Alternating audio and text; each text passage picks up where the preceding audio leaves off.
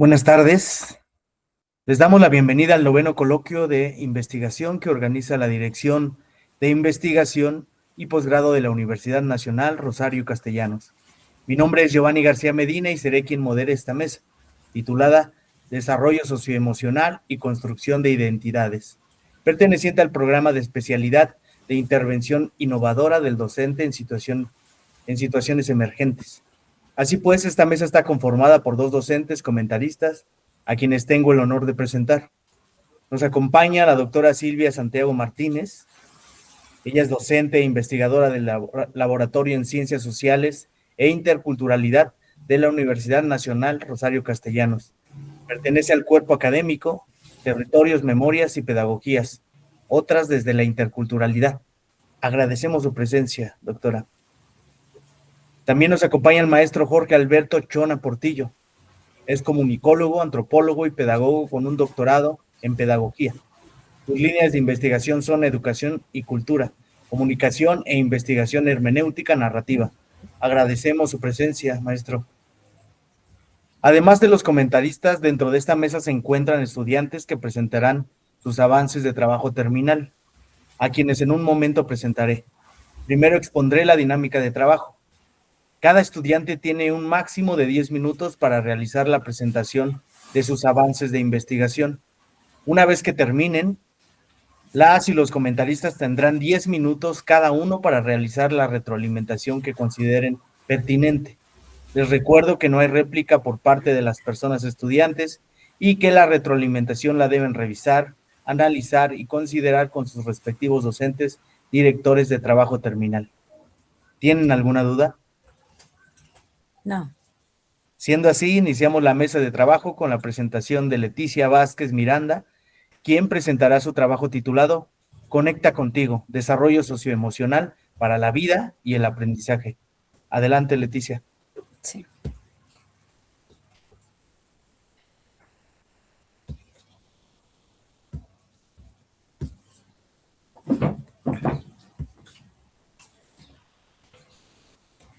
Bueno, mi programa se llama Conecta Contigo, Desarrollo Socioemocional para la Vida y el Aprendizaje. Este va dirigido a docentes de preescolar en la Alcaldía de Iztapalapa. El diagnóstico que presento en este proyecto es lo que se ha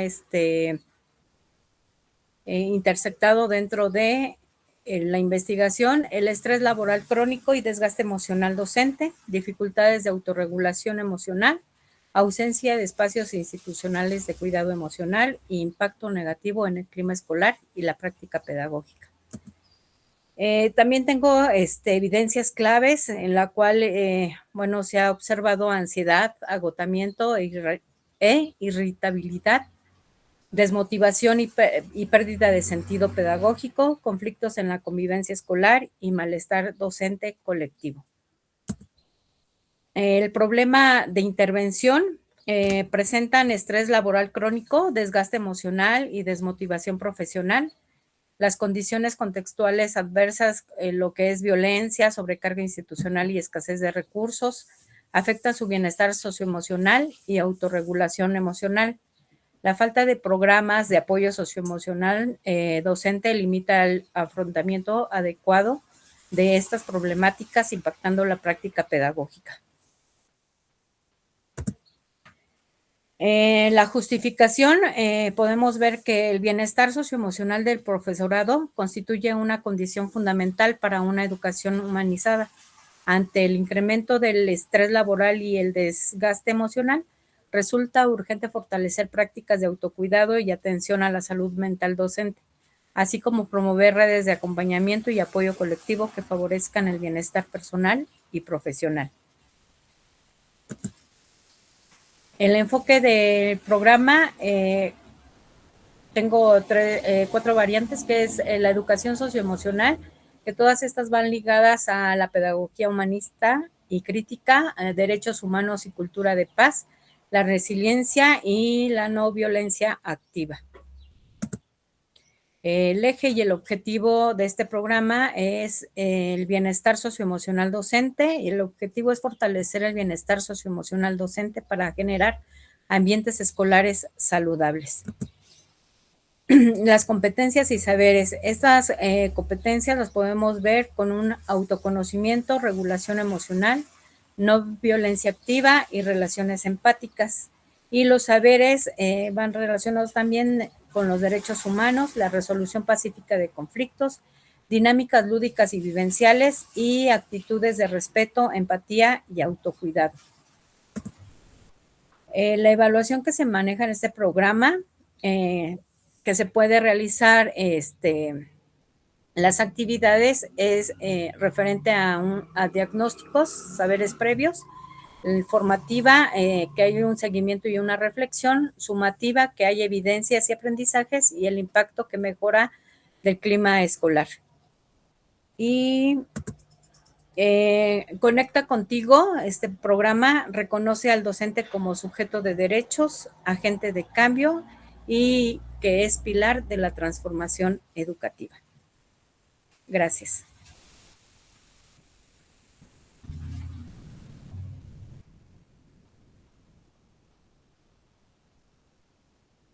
Agradecemos la presentación y comenzaremos con la ronda de retroalimentaciones. Si es tan amable, doctora Silvia.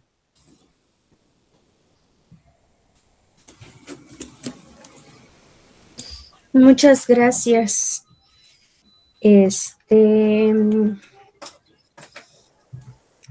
Perdón, me quedé pensando con el programa Conecta Contigo, bajo la temática de las emociones que está trabajando con los docentes. Y tengo un par de reflexiones que espero igual que puedan apoyar para profundizar el programa. Mi primera pregunta es: ¿de dónde surge el programa? ¿Es parte de un proyecto de investigación? ¿Es parte de una propuesta de intervención? Habría que ver como de ese lugar, ¿no? Entiendo que es un programa pedagógico, sin embargo, hay que trabajar con el contexto en el cual va surgiendo esta propuesta. Es como un primer momento que nos permitiría ir a la problematización. De acuerdo con tu resumen y parte de ello que lo expresas también en tus presentaciones, la ansiedad, el estrés, el trabajo administrativo que presentan los ESON suman a estas tensiones emocionales que vive el docente. Y entonces lleva a plantearme: ¿y dónde están los docentes? ¿Quiénes son los docentes con el cual se está problematizando? ¿Cómo se discute, se reflexiona y se problematiza las emociones en la práctica docente? Y esto nos lleva a generar o poder ir quizás delimitando: ¿son todos los docentes de ese nivel educativo en toda la alcaldía de Iztapalapa, o solo se va a trabajar con una escuela, con docentes que están atendiendo qué grados, ¿no? Entonces, como que esta delimitación no lo veo en el trabajo. Entonces, me parece que eso es importante, fundamental, porque eso te lleva justo a la problematización, a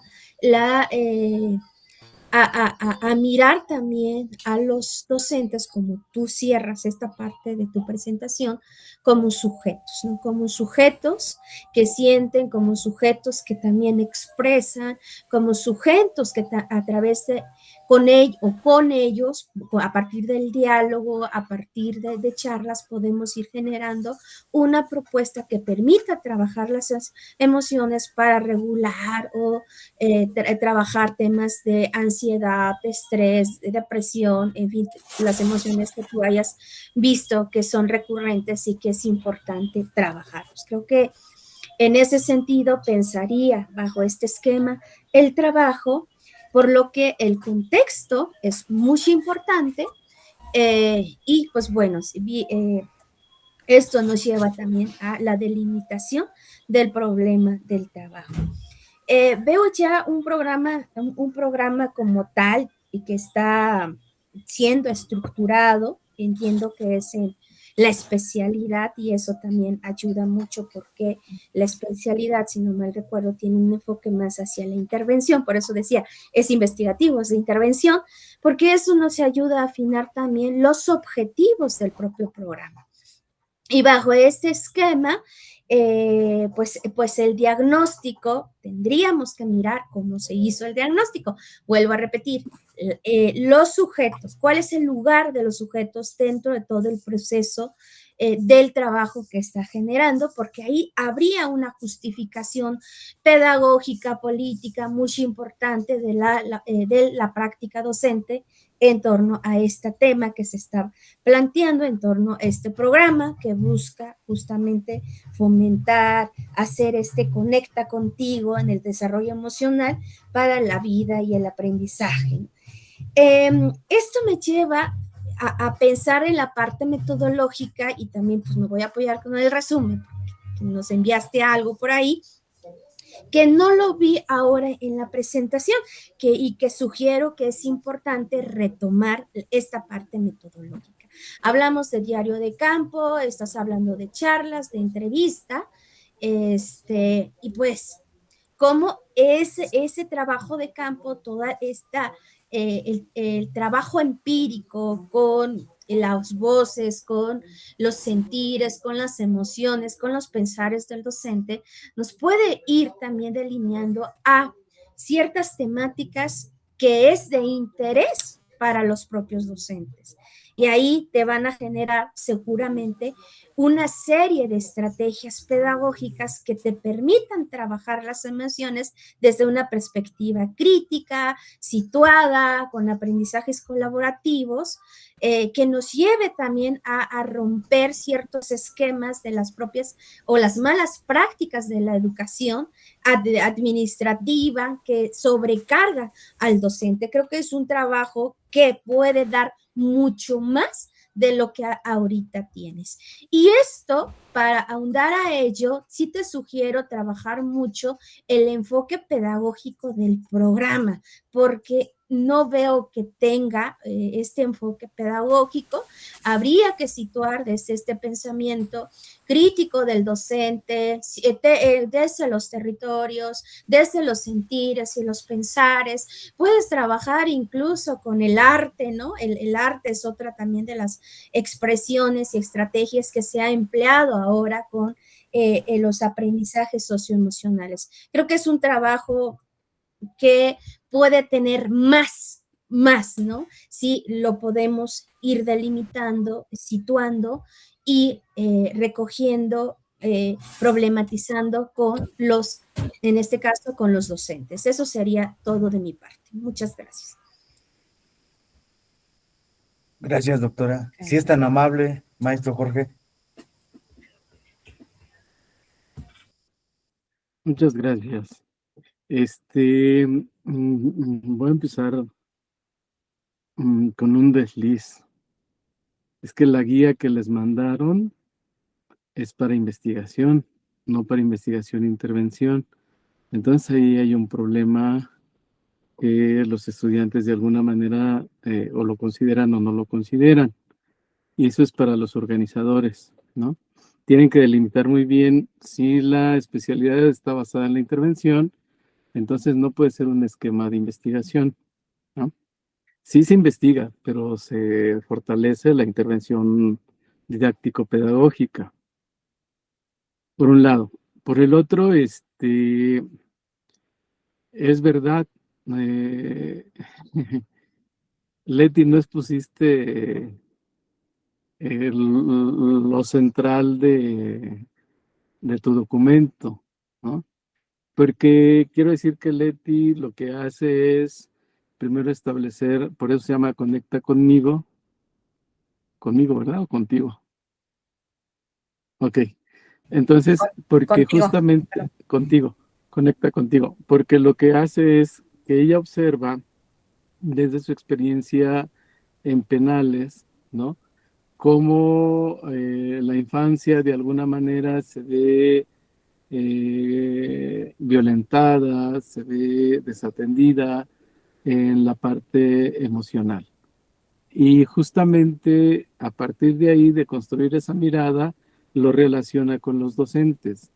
Pero entonces la pregunta que se hace, y desafortunadamente pues no hay una réplica, la pregunta que Leti se hace es, ¿y qué pasa con los docentes? O sea, ¿por qué no están atendiendo esta parte de los niños? Porque lo hace hacia preescolar, ¿no? Y entonces, efectivamente, en la exposición se le olvidó a Leti mencionar quiénes son los sujetos, que son profesoras de preescolar de la localidad, de la alcaldía de Iztapalapa, en contextos demasiado complejos y violentos, como es la población de algunos lugares de Iztapalapa, ¿no? Entonces, a partir de ese contexto y de esa problemática, su pregunta va a cómo poder generar relaciones en torno a la atención de los niños desde la perspectiva y bienestar de los profesores, atendiendo que el fenómeno Burnett de alguna manera no permite que los maestros estén seguros, estén a gusto, estén disfrutando de todo lo que hacen. Máxime, y lo mete por ahí, de que de alguna manera las limitaciones que hay, la falta de espacios, la falta de, o el exceso de exigencias, contribuye a que los maestros no estén bien. Y si los maestros no están bien, pues los estudiantes, los niños tampoco lo están, ¿no? Entonces por ahí va la discusión que hace Leti. Digo, desafortunadamente, yo creo que se puso muy nerviosa o no logró cómo hacer el planteamiento general, pero bueno, sí contempla un contexto problematizante, sí hace una problematización, sí hace preguntas de investigación e intervención, y justamente culmina ella con este programa, ¿cómo? Cuento contigo. No, se me va Conecta contigo. Conecta contigo, ¿no? Porque justamente la idea es en esa modalidad, y ahí yo le sugeriría, eso sí, a Leti, que no se lo pudo hacer en su momento, la sociología sentipensante de Hans Borda, que valdría la pena que lo recuperara, para pensar en este sujeto que es cuerpo, espíritu, que es cuerpo, emociones, etcétera. Y la otra que quizás también está haciendo falta, porque ella se fue hacia las pedagogías de los niños, pero falta la pedagogía entre los maestros, y una de las pedagogías es la pedagogía del cuidado, o las pedagogías del cuidado, que valdría la pena buscar para mirar de otra manera cómo poder trabajar entre los docentes para la atención a los niños, ¿no? Dicho de esta manera, me parece que tiene desde el título Conecta contigo. Conecta contigo, ¿no? Es que yo lo resumiría, cuéntame, pero bueno, conecta contigo, ¿no? Es un programa que busca justamente generar un espacio entre entre las profesores, porque son maestras con las cuales trabajó, ¿no? Con las profesoras, para que ellas mismas se permitan tocarse, se permitan atenderse, se permitan estar bien para poder atender a los niños en estos contextos de violencia, ¿no? Eso es lo que yo podría decir a grandes rasgos, y lo hago de esta manera porque siento que Leti no logró concretizar lo que se le estaba pidiendo, y pueda pensarse que no lo tiene, sí lo tiene en su trabajo completo. Gracias. Gracias, maestro. Ahora decimos los comentarios y continuamos con Miguel Ángel Muñoz Arellano, quien presentará su trabajo titulado La experiencia educativa de los usuarios de los talleres de ajedrez de la región Iztapalapa Oriente del programa social Pilares. Adelante. Sí, buenas tardes.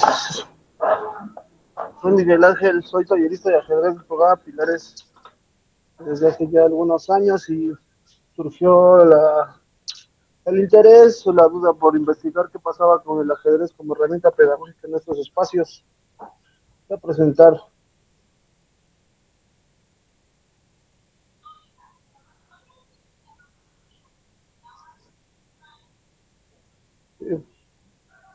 Pues este es el título que finalmente ocupé para exponer lo que pretende la investigación, la experiencia educativa de usuarios de los talleres de ajedrez de la región de Iztapalapa Oriente del programa social Pilares.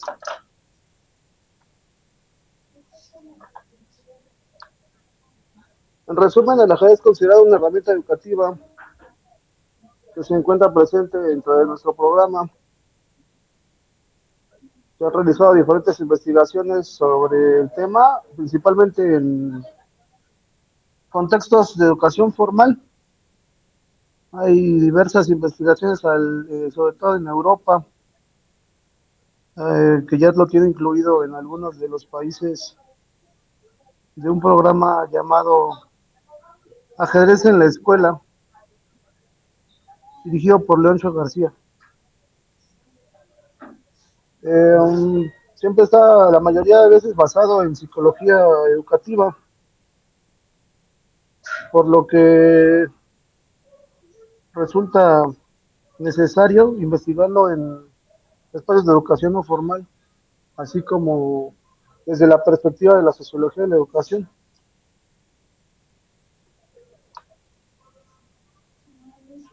Los objetivos de mi investigación es conocer a los actores involucrados en el proceso de enseñanza-aprendizaje de juego-ciencia en el espacio educativo no formal que representa la región Iztapalapa Oriente del programa, del que formo parte.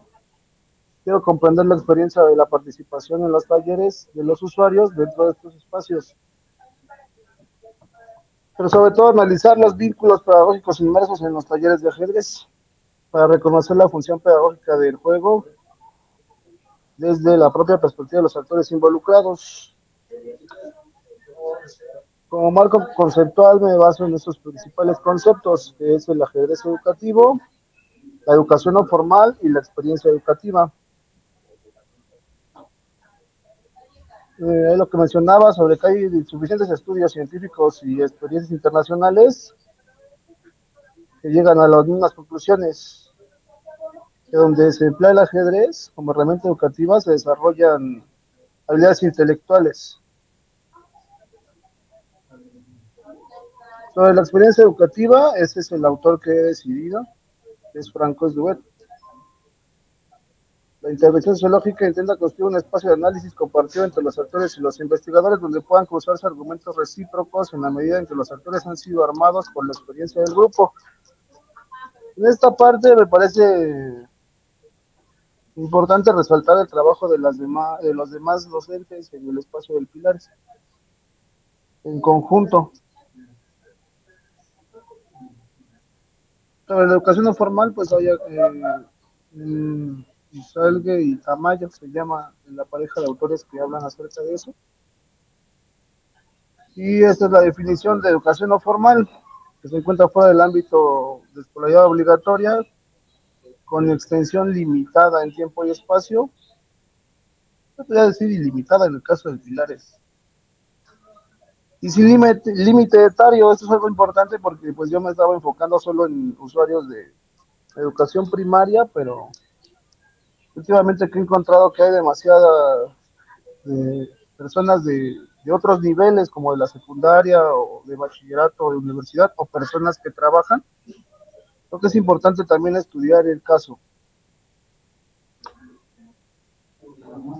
La metodología es una metodología cualitativa desde la perspectiva de la experiencia educativa. Ocupar la narrativa ilustrada y las entrevistas semiestructuradas. Estas entrevistas se pueden realizar a padres de familia y a los profesores y no solamente a los alumnos. El caso de la narrativa ilustrada, también que la realicen los alumnos, pero me voy dando cuenta de que también es interesante que los talleristas hagan algún dibujo. Hay algunos que sí tienen muchas habilidades con el dibujo y vemos algunos que no tanta, pero buscamos expresar lo que sentimos, lo que vivimos. Cuento con los planes de entrevista y esta es las instrucciones para que los niños o el usuario desarrolle esta narrativa ilustrada. Con un cuento o una historieta sobre tu experiencia en el taller de ajedrez, expreses lo que sientes y lo que piensas a través de la actividad y cómo lo relacionas con tu vida cotidiana. Estas son algunas de las preguntas que destacan de las entrevistas. Y algo a destacar, pues es que tratándose de niños, en el caso de los más pequeños, la mayoría de veces buscan quedar bien tanto con sus padres como con los talleristas, y sesgan sus respuestas siempre poniéndolas de manera positiva. He encontrado que a todo lo marcan como positivo y después en la realidad, ya con la observación, no es así. Pueden contestar que sí les ha ayudado demasiado en su concentración, que han subido sus calificaciones, que son más creativos y incluso jugando partidas de ajedrez, pues te das cuenta de que se siguen distrayendo, que todavía tienen algunas que copian lo de algunos otros compañeros, ¿no? Que no tienen una personalidad auténtica ni como jugadores de ajedrez o como participantes del taller, y con charlas o entrevistas con sus padres, pues que realmente no han subido como tal sus calificaciones como ellos llegan a comentar en las entrevistas. Estos son algunos de los ejemplos que hasta el momento he recabado de dibujos de mis alumnos, donde ellos expresan lo que perciben, unos coloreados, otros no, también por el tiempo. Quizá esto también habría que, ahorita me estoy dando cuenta de que muchos se tardan, muchos son muy detallistas, otros no tanto.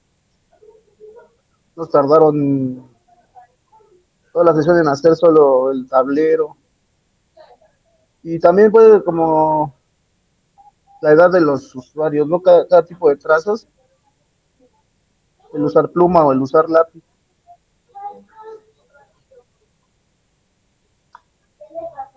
Estas son las conclusiones que llevo al momento.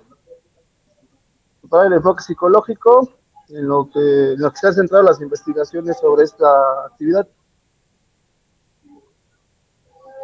Comprender desde la experiencia educativa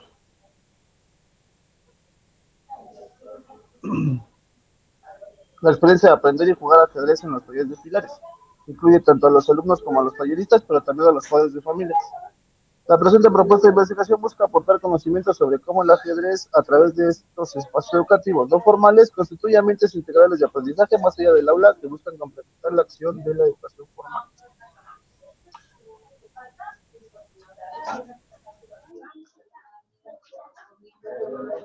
Sí. Gracias. Bueno. Muchas gracias, Miguel. Gracias. Agradecemos la presentación y comenzaremos con la ronda de retroalimentaciones. Si es tan amable, doctora Silvia, por favor.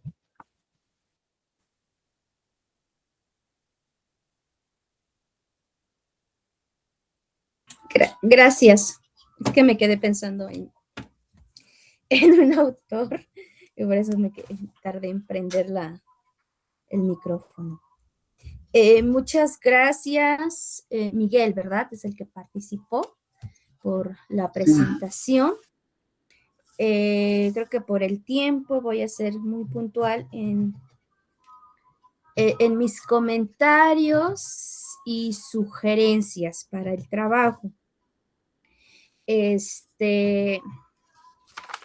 Bueno, supongo que también por el espacio y por la delimitación de lo que tienen que, el resumen, bueno, la delimitación del resumen puede ser un factor que nos permita, o quizás no nos está permitiendo mirar todo el trabajo que hay detrás de lo que están presentando. Eso pues lástima que tampoco hay réplica, porque a veces esas réplicas nos ayudan a clarificar y quizás direccionar nuestros comentarios, o quizás está volviendo, o quizás es que lo que estamos diciendo ustedes ya lo tienen, en fin, entonces todo puede pasar.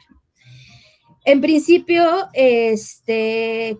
tomar el tema del ajedrez como taller, como juego y cómo lo estás tú situando me parece súper interesante, porque estos talleres en realidad no existen. Yo no he conocido escuelas donde tengan un taller particular, principalmente primaria o secundaria, que fomente este tipo de actividades. Entonces ahí creo que tienes un trabajo muy importante de qué hablar sobre pilares y los talleres como espacios de reencuentro, espacios de recreación o de vinculación, o de también de relaciones que se establece, o la construcción de aprendizajes desde otras dimensiones, pues ayudaría mucho en ello. Y pues bueno, ser pilares como una propuesta, una alternativa que viene o que llega a las colonias de la Ciudad de México, también creo que van abriendo otras miradas con relación a la educación, con relación a cómo podemos vincular estos espacios desde como una retroalimentación hacia lo que se ve en espacios de primaria, o bien como fortalecimiento de habilidades, conocimientos, actitudes que permita generar aprendizajes en los niveles educativos de las niñeces. En fin, creo que son diferentes aristas que se pueden ir tomando, que se puede tomar y que se puede trabajar. Pero bueno, ¿qué ocurre en el ajedrez? Porque el ajedrez se torna un juego muy importante, porque además promueve la disciplina, la atención, la de concentración, la memoria, en fin, creo que tú ya lo tienes mucho más claro. Y como este ajedrez también hay una interacción muy constante con las niñeces, ¿no? Entonces, ¿qué son las niñeces dentro de Iztapalapa? ¿Quiénes son estas niñeces que están dentro de ese taller? ¿Cuál es la relación que se establece? No sé cómo les llaman, ni figuras, instructores, allí dentro de pilares. Sería muy importante ver este vínculo que se va generando, y con los padres de familia.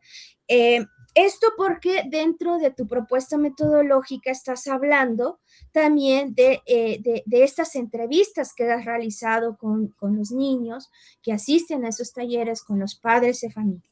Y ahí viene un tema fundamental que estaba mirando tus preguntas y digo, yo agregaría esto, ¿no? A ver si te suena, Miguel. Dentro de esta parte metodológica entiendo que el trabajo es poner en análisis, poder entretejer las experiencias de las niñeces en torno al ajedrez, ¿no? Pues si no, pues me corriges, bueno, pero bueno, eso es lo que estoy entendiendo. Y tienes aquí si son niños, yo te sugeriría ponerlo directamente con quienes estás trabajando, porque las unidades de análisis que tú vayas construyendo en tu trabajo va a ser distinta a la adolescencia, va a ser distinta a los adultos mayores, o si es intergeneracional, pues también explicarlo. Por lo pronto, por lo que yo te he escuchado, nos centramos con las niñeces, y pues bueno, ¿quiénes son estas niñeces? En la parte metodológica, tienes una categoría que a mí me parece fundamental, que es la experiencia. Pero ¿cómo vamos a poder mirar esa experiencia? ¿Desde qué referentes teóricos, desde qué posturas podemos ver? Entiendo que vas por la pedagogía crítica, entiendo que vas por la educación no formal, entiendo por todo eso. Pero ¿cuál es la experiencia? ¿Cómo lo vamos a construir? ¿Cómo lo vamos a conceptualizar? ¿Desde qué referente teórico? Y pues bueno, hay unos autores, en particular a mí me gusta muchísimo y te recomiendo la lectura de La experiencia de la lectura de Jorge La Rosa. Lo puedes editorial Fondo de Cultura y Económica, iba a decir FONCA, no sé, Fondo de Cultura Económica, porque para Jorge La Rosa, y te lo problematiza que ha sido de la experiencia, él dice que la experiencia no es lo que pasa, sino lo que nos pasa, lo que nos atraviesa. Y luego, si vas problematizando esta experiencia, una parte metodológica que a mí me parece fundamental en todo este trabajo es el dibujo. Ahí te recomiendo que leas a Angélica Rico, que es una colega del Laboratorio de Ciencias Sociales e Interculturalidad de la UNRC, y ella tiene un texto que se llama Dibujos Entrevistas. Los dibujos de entrevistas como un dispositivo metodológico en el que va poniendo y que trabaja con las niñeces para que le cuenten memorias, que le cuenten saberes, le cuenten experiencias.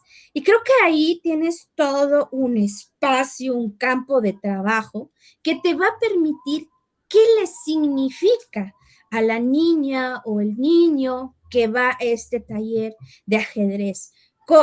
Desde por qué se inscriben en este taller y no se inscriben al taller de panadería o a danza folclórica o zumba o guitarra o pintura. Creo que ahí le vas a dar la vuelta. Si lo trabajas así con pincitas, los dibujos entrevistas. ¿Cuáles son las experiencias más significativas que ha tenido dentro de ese taller y cómo fortalece esto en quizás campos de conocimiento en su escuela, ¿no? Yo creo que vas a encontrar muchísimas cosas que va a ir dando y cómo estas experiencias se pueden sistematizar. Creo que puedas trabajar ahí con los asistentes, por ahí veía también que las fotografías que nos compartes o las imágenes que nos compartes, veo a chicos que están manipulando la computadora.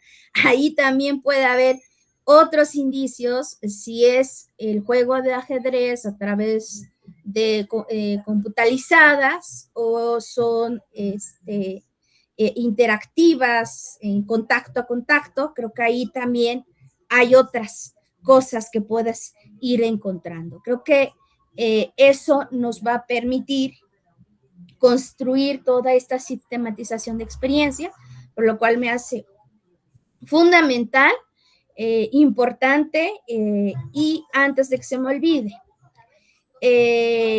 ¿quién es la población? ¿Son niñas, son niños, son mujeres, son adolescentes? ¿Quiénes van a conformar los sujetos de tu trabajo? Por lo que veo que mencionas a niños, bueno, ¿qué pasa con las niñas? ¿O por qué solo hay dos? ¿O por qué hay tres? Creo que por ahí puedes potencializar también ese estudio desde una mirada mucho más quizás situada dentro del contexto de Iztapalapa, con la cuestión o vínculo educativo que te va a ir permitiendo también cómo se fortalece, se desarrolla habilidades en contextos de educación llamados no formales. De eso de educación no formal, no es de mi agrado, creo decirte, porque pienso que la educación va más allá también de la propia educación escolarizada. Pero bueno, ahí están mis punteos, mis comentarios. Creo que es un trabajo en lo particular que me hace sentido y que de alguna forma ya tienes trabajo empírico que te permite quizás potencializar ese trabajo que estás haciendo. Eso sería todo, Miguel. Muchas felicidades. Gracias, maestra. Muchas gracias. Si es tan amable, maestro Jorge. Muchas gracias. Buenas tardes, Miguel Ángel. Hola, profesor. Primero, a mí me parece interesante la propuesta que haces un poco recuperando los aportes de la doctora Silvia, en el sentido de el ajedrez como una estrategia didáctica, ¿no? Porque se recupera el ajedrez como juego nada más, ¿no? En todo caso, un juego competitivo. Pero atrás del ajedrez, y creo que esa parte faltó, del pensamiento crítico y del pensamiento estratégico, ¿no? Porque un ajedrecista, pues si algo desarrolla es la atención, la concentración, etcétera, que vale la pena plantearlo, porque en qué momento el ajedrez se convierte en una estrategia didáctica y no solamente, como dice la doctora, hacia el campo denominado no formal, sino hacia la escuela. No al escolarizado, porque ojo, cuando algo se escolariza, se pervierte, ¿no? Cuando forma parte de un programa curricular, deja de ser un sentido lúdico, de sentido estratégico, etcétera, sino hacia la escuela. ¿Cómo los maestros de las escuelas pueden apropiarse de una estrategia didáctica o del ajedrez como una estrategia didáctica? Y creo que hacia allá habría que trabajarlo, Miguel Ángel. Efectivamente, tu población es una población flotante, que son los niños de los pilares, y de alguna manera recuperaste a los niños de asiduos a un lugar, a un pilar específico, pues, ¿no?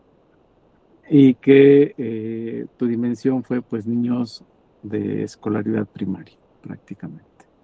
Entonces, si ese fue tu interés, ahora, ¿cómo lograr que la estrategia de ajedrez, y ahí viene un punto muy importante que refirió la doctora Silvia, cómo recuperar la experiencia?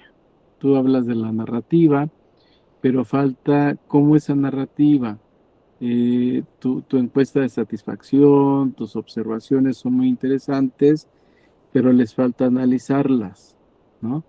Por ejemplo, ¿por qué lo que dice la doctora? ¿Por qué el color rojo? Perdón, el color en blanco y negro. ¿Por qué la tabla en blanco y negra? ¿Y por qué el otro color, la tabla muy colorida? Eso te da dos perspectivas diferentes, que de alguna manera las vas a mirar en torno a, no basta con que tengas el dibujo. Ahora lo que tienes que hacer es ir con los chicos y preguntarles sobre su dibujo. Si tú no haces esas interrogaciones, entonces no hay análisis, y ese material tan rico que puede haber sido, se va a desechar, porque no basta con que te muestren, te den, sino qué pregunta, qué interrogación le haces a cada uno de ellos, de sus trabajos y de sus autores, ¿no? Eso fundamental. Lo otro, que es una parte importante cuando uno hace este tipo de trabajo: ¿cuáles son las historias de los niños? ¿Por qué estos niños van a pilares? ¿Por qué no se quedan en casa haciendo la tarea, ¿no? Ni eso te da una perspectiva, o en su casa haciendo otras cosas, ¿no? ¿Por qué tienen esa posibilidad de ir a un lugar como uno de los pilares de Iztapalapa para poder jugar, ¿no? Y entonces ahí, aparte de que en términos didácticos el ajedrez es construcción de pensamiento estratégico, de pensamiento crítico, pero de este espacio o pensamiento lúdico, que no solamente va en el sentido de atacar al otro, sino estratégicamente cómo ataco al otro, ¿no? Pero además, cómo me relaciono con ese otro, que sería lo fundamental, que nos llevará a descubrir por qué en las escuelas no hay una relación con el otro, con ese otro, por qué los maestros siguen empeñados en ser tan expositivos y no en conjugar, en interactuar, y lo que privilegia el ajedrez es la interacción. Entonces, te falta categorizar, ¿no?, lo que tienes, lo que hiciste. Si lo llevas a categorizarlo, vas a encontrar propuestas más elaboradas y vas tú a elaborar una propuesta que puede ser de alcance de otras dimensiones más allá de los asiduos a los pilares, ¿no? Sobre todo en esa relación que planteas, en esa relación pedagógica docente-niños, que de alguna manera no está en lo escolarizado y eso permite mayor interacción. Cuando se escolariza, cuando se vuelve una exigencia educativa, deja de ser lúdico, deja de ser tal, deja de ser, etcétera, ¿no? Entonces, como un espacio de interacción que descubres en el ajedrez puede repercutir y propiciar otras formas de generar conocimiento. Me parece que ahí está un punto que puedes desarrollar y que ayudarías mucho. Enhorabuena. Gracias. Muchas gracias, maestro. Agradecemos los comentarios. Seguimos con Carlos Alberto Mejía Cerda, quien presentará su trabajo titulado Masculinidades paradójicas, construcción identitaria de adolescentes varones en redes sociales. Adelante, Carlos.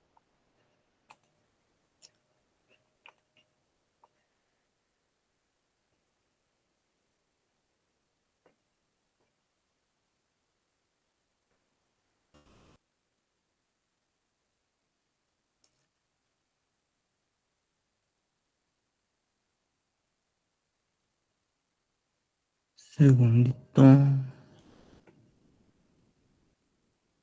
Ok. Muy buenas tardes. En este trabajo está, bueno, en sí lo que estoy abordando, junto con la tutoría de la doctora Karen Cervantes, pues, explora lo que es el strain de tensión, los algoritmos y una intervención reflexiva en donde interactúan la construcción de la identidad de los adolescentes varones. Inicié esta investigación porque fue algo que me causó impacto, cómo están reaccionando hoy los adolescentes en esta cuestión de esta crisis. Bueno, algunos hablan de la crisis de la masculinidad, otros hablan de que se están rompiendo ciertos paradigmas en estas cuestiones.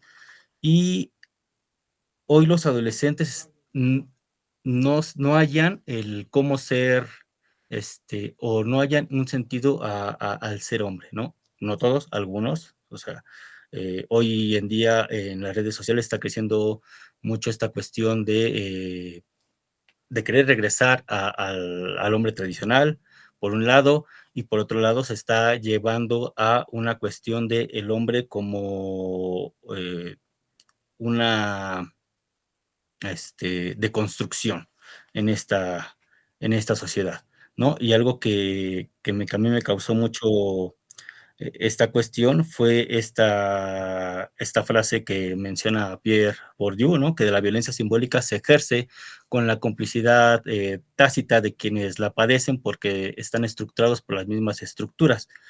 Eso pasamos de un debate de guerra de sexos a un análisis de paradojas sistémicas.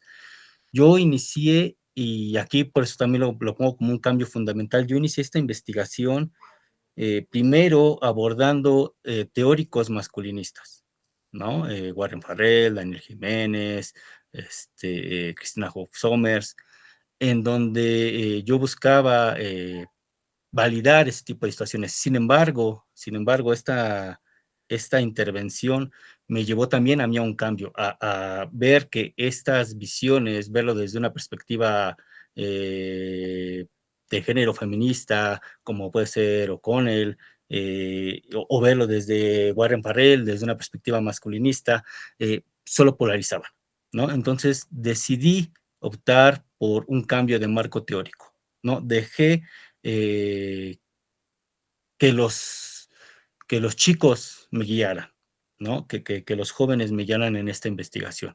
Decidí quitar las barreras y que ellos hablaran, escucharlos. Ese era el punto principal, ¿no? Escuchar a los jóvenes, saber qué es lo que pasan, qué es lo que piensan, qué es lo que entienden, cómo están construyendo su masculinidad, qué están percibiendo ellos, qué están recogiendo desde las redes sociales hasta su alrededor, lo que están viviendo día con día.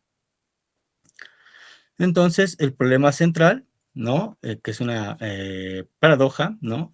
Los adolescentes se enfrentan modelos polarizados y algoritmos que no son neutrales, ¿no? Entonces, la pregunta que guió este estudio a partir de esta bifurcación o desde esa perspectiva, desde esta situación, fue cómo construyen su identidad cuando el sistema les exige cosas opuestas simultáneamente. Como bien expresa en perdón, aquí es en esta. Aquí. Como algunos adolescentes expresan, bueno, de los que estuve yo, con los que estuve trabajando, ellos veían en las redes sociales diversos discursos, ¿no? Y discursos no solo de hombres hacia otros hombres, sino discursos de mujeres también que pedían todavía ese reforzamiento de de los roles tradicionales. Y eso genera un strain, ¿no? Un estrés de lo que nos habla Pleck, ¿no? Que es uno de los teóricos que yo elegí para este análisis, lo que fueron Pleck, Bandura, en cuestión del aprendizaje, y Lauman, ¿no? Para ver esta cuestión de los sistemas, ¿no? Cómo se siguen autorreproduciendo este tipo de situaciones. Entonces, esta paradoja, estas contradicciones generan todo este tipo de ¿cómo se llama? De disonancias cognitivas en los jóvenes. Como les mencioné, utilicé estos 3 teóricos que siento yo que pudieron guiar esta intervención y esta investigación, para poder crear un ambiente en donde los jóvenes no se sintieran juzgados, criminalizados, que se sintieran escuchados y, sobre todo, que pudieran generar un cambio en lo que ellos estaban percibiendo, consumiendo, y reproduciendo.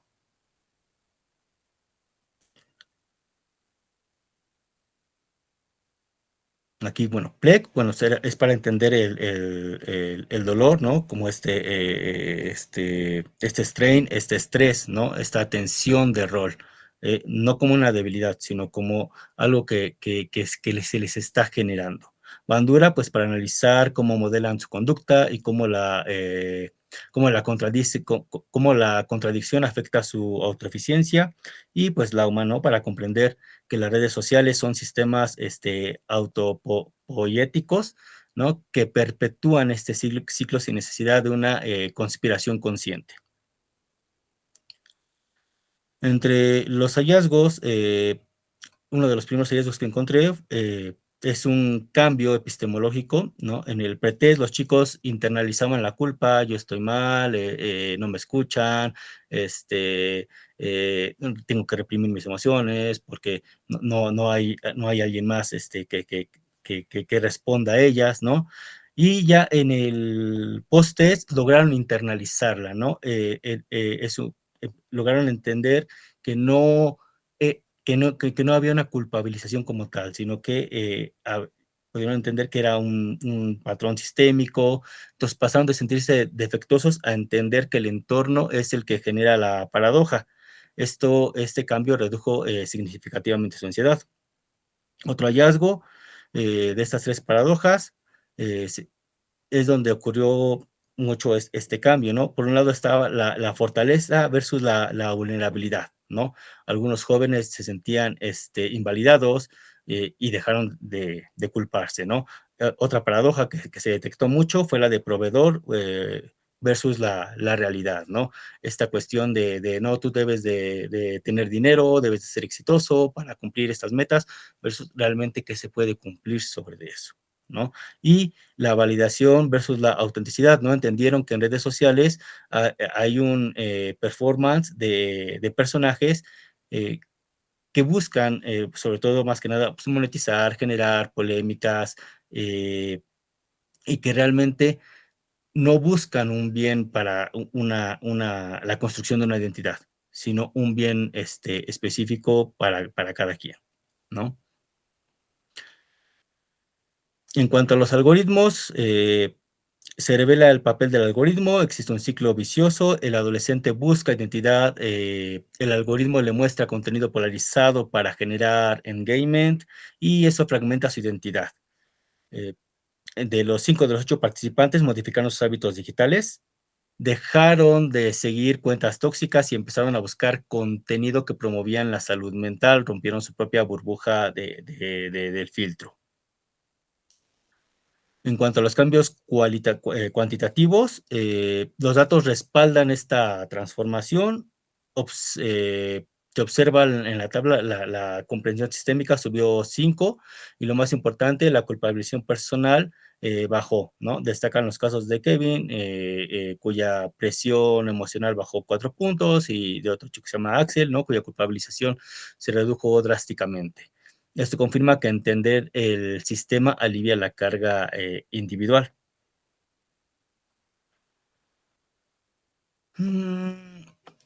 Y otro de los cambios importantes que se vio, sobre todo en el área cualitativa, es la redefinición de ser un hombre, ¿no? Al principio veían esta cuestión de la responsabilidad, en general de resolver los problemas de los otros, de ser el fuerte, de ser el proveedor, de ser los rudos, ¿no? Y en esa redefinición pudieron ellos mismos sentirse vulnerables, ¿no? Poder compartir, poder resolver cosas hacia ellos mismos también, hacia compartir sus emociones, hacia inclusive hasta visibilizar también que ellos también, que ellos también pueden sufrir violencia, ¿no? Violencia de pareja. ¿Por qué? Porque algo que pasó muy curioso es que cuando se habló sobre red flags y todo eso, era fácil que hablaran sobre red flags que podían ellos ejercer hacia las mujeres, pero les costaba mucho trabajo identificar red flags que ellos podían recibir de sus parejas. Les costaba, no las hacían comparables. Les costaba mucho trabajo detectar este tipo de situaciones. Y bueno, aquí se validó hacer visible el sistema, que el sistema reduce el sufrimiento con Luhmann. Esta intervención no reparó a los chicos, lo que se buscó fue equiparlos para navegar en un sistema roto y se necesitó incluir, bueno, aquí lo que se busca para cuestiones futuras es incluir a padres, a las escuelas, ¿no? Porque fue solo un grupo de chicos, ¿no? O sea, solo se trabajó con ellos, pero para que esto tenga más relevancia se necesitaría, ¿no? Hacer un trabajo ya más grande en ese aspecto. Y gracias. Agradecemos la presentación y comenzaremos con la ronda de retroalimentaciones. Si es tan amable, doctora Silvia.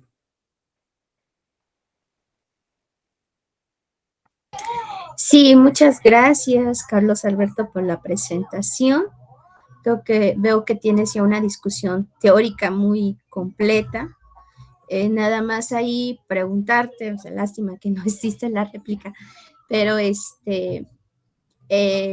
viendo, o sea, la discusión teórica que tienes con los fragmentos que te dan o la extracción pues sí, de pequeños fragmentos de los adolescentes, qué significa ser hombre, como que esta construcción social de género que pesa, que siempre, ¿no? Ser mujer, entonces tienes que tener estas características o incluso los ámbitos en que uno puede desempeñarse. Permíteme un tantito.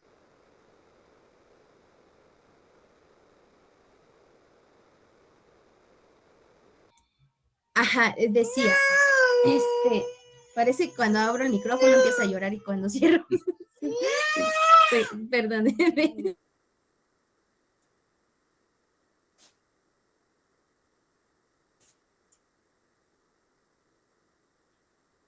Ajá, entonces decía, si entró tu discusión teórica,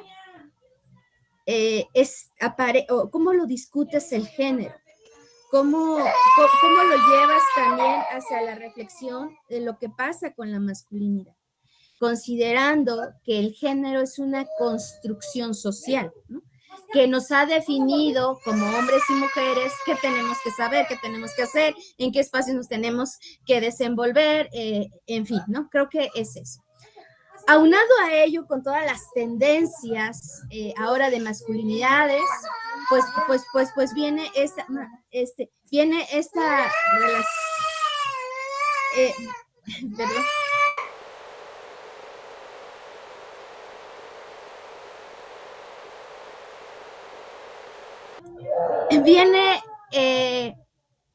Viene esta, ¿cuáles son estas prácticas o las nuevas masculinidades?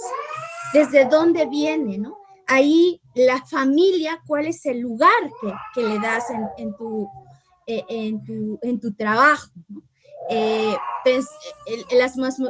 ¿Cómo son las nuevas prácticas de crianza de estas nuevas masculinidades que lleva también a los adolescentes a entrar en tensión con lo que todo se está dando desde las redes sociales, ¿no? Como que el deber ser de la nueva masculinidad, el deber ser, pero cómo se construye desde esta dimensión cultural y de reaprendizaje de nuestras identidades, o la construcción también de nuestras identidades, bajo paradigmas, tendencias, pero también a las necesidades para construir nuevas relaciones mucho más equitativas y no jerárquicas, y no de opresión y no de patriarcado. Creo que ahí tendrías que tener tú una postura, ¿no? ¿Qué dice que son las nuevas masculinidades? Pero ¿cómo lo construimos desde las familias, desde las escuelas, y cómo también tensionamos con las redes sociales? Tú lo acabas de decir, mucho de las redes sociales, lo que consumimos, tiene que ver también con algo de quién tiene más likes, ¿no? ¿Quién es el que más seguido? Entonces, ¿qué tanto de lo que se ve en las redes sociales, pues puede generar disputas o puede generar confusiones también? Creo que los espacios y los aprendizajes situados, las reflexiones de estos jóvenes, me parece fenomenal, porque no solo están generando lo que es el deber ser del hombre, están mirando hacia las nuevas masculinidades, pero también cuestionando el género como construcción social, los roles de género, y principalmente el patriarcado, que es algo que yo he visto muy, muy poco, que desde las propias masculinidades cuestionen el patriarcado y la colonialidad, desde luego. Creo que tanto masculinidades y las diferentes perspectivas del feminismo no se trata de llegar en tensión entre unos y otros, sino cómo construimos nuevas relaciones basadas en el respeto, en la equidad, en la igualdad y con enfoque de derechos humanos. Creo que eso sería todo. A mí me ha encantado lo que tienes hasta ahorita, se ve que lo has trabajado muy, muy bien. Y por último, mencionas tú que son jóvenes de una escuela o egresados de una escuela. Mi pregunta, y quizá lo tengas en tu apartado metodológico, ¿por qué de esa escuela? ¿Cómo llegas a ellos? ¿Cómo es que también de los tantos que tenías llegas a un grupo mucho más centrado a los que te deciden participar en esta pues investigación que está realizando? Porque sí, digo investigación porque tiene esa línea, vienes con categorías, vienes con metodología. Y pues ya lo último,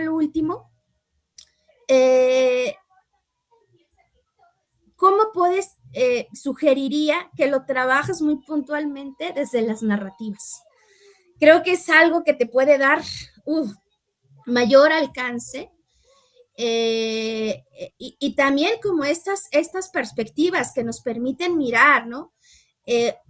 Pareciera que son las nuevas modas que están entrando, pero cómo tú lo puedes discutir desde que la dinámica de nuestra sociedad bajo derechos con enfoque de género, pues nos lleva a reaprender también lo ya dado, lo ya impuesto.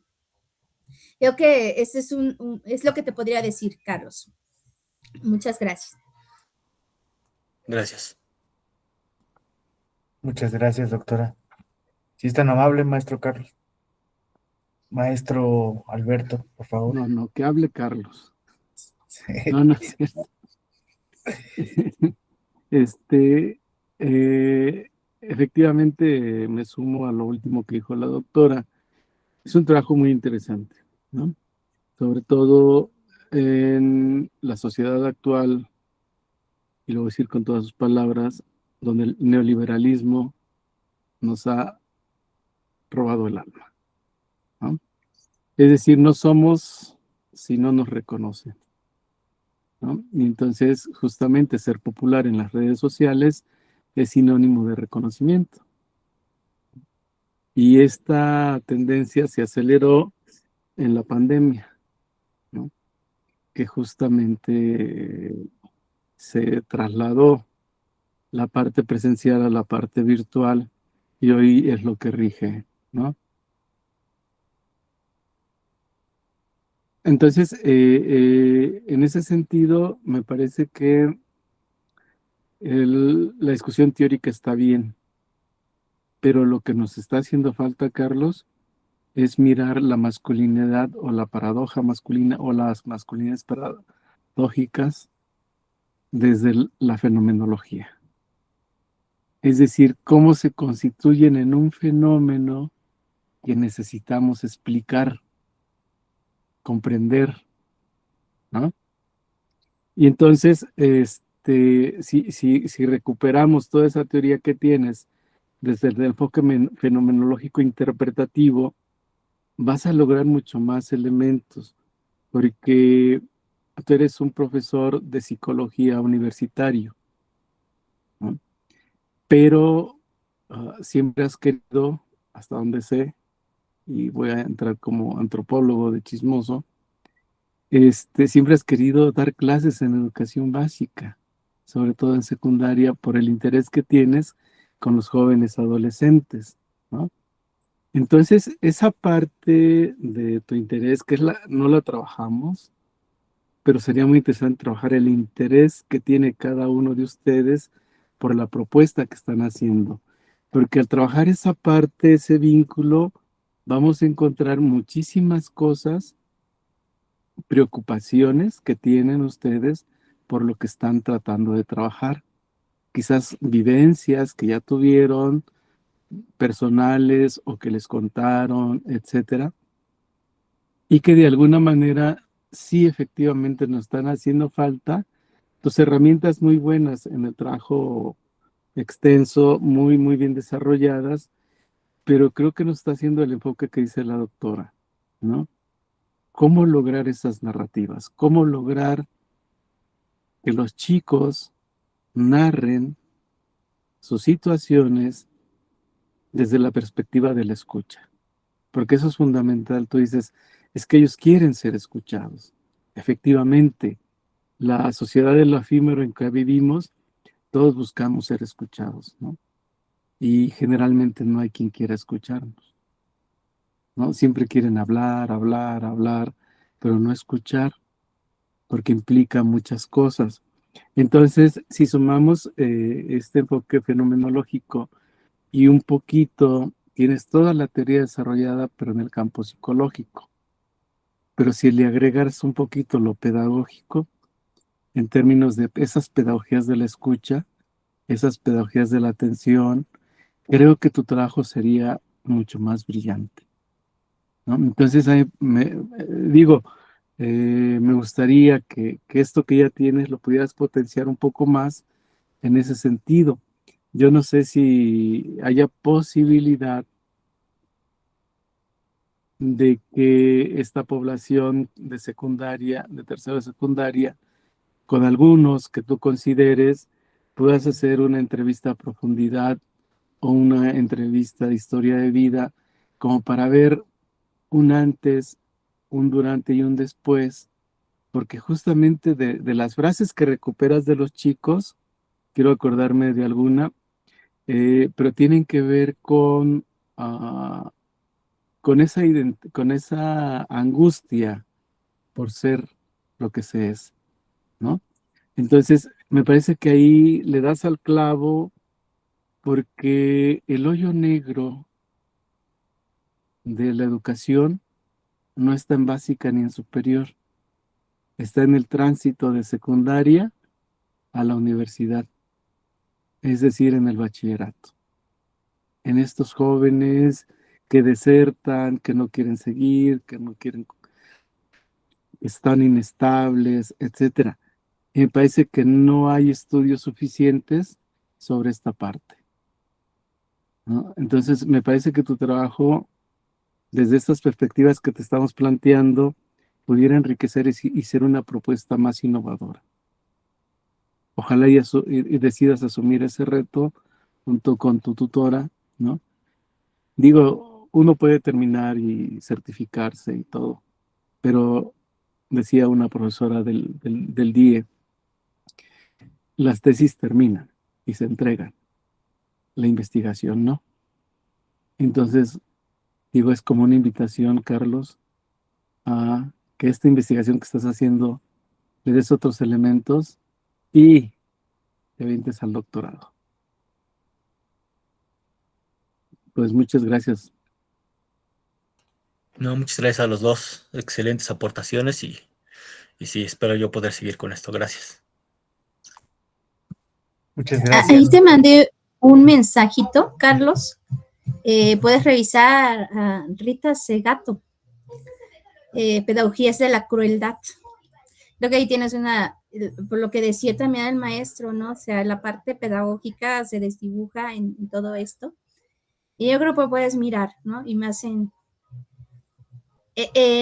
quiero decir etapa, pero sí con adolescentes que están saliendo de la secundaria, adolescentes que está también en la construcción de sus identidades, pues creo que puede ser un análisis mucho más rico, ¿no? Y recuperar estas narrativas que van a ser, o que están haciendo.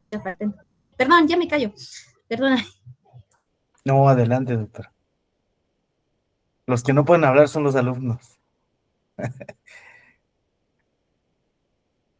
Pues muy bien.